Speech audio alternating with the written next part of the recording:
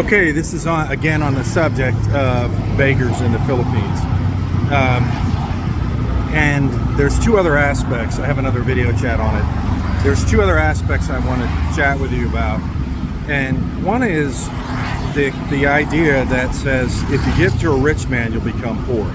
I'm not saying that's going to come true in your life, but it speaks to the accountability aspect that I have as a problem in giving, right?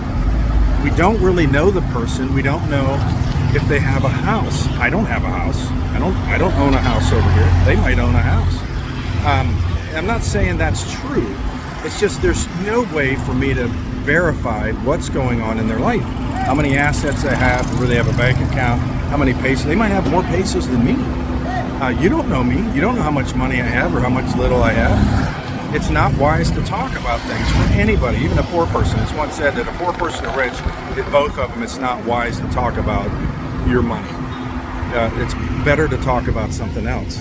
And so the aspect of no accountability, and that's why I'd rather, if I have any extra and I'm willing to share it, I want to share it with somebody that's accountable. Not that I'm holding them accountable, but that I understand they're in a dire strait, like a blind man or a person with no legs.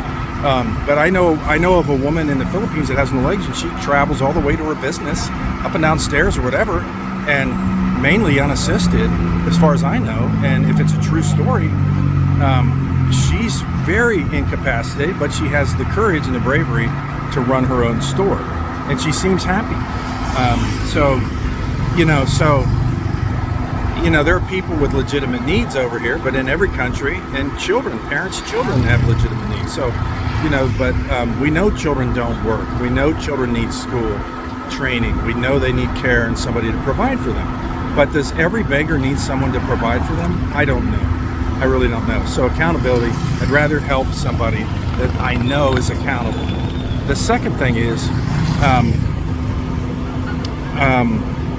that person willing to work? Now, I know of a woman that she has no legs, but she works. She owns her own business, and so that's what I'm saying.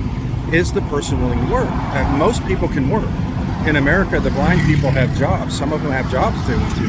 My first job in the 80s was a woman was the switchboard operator. The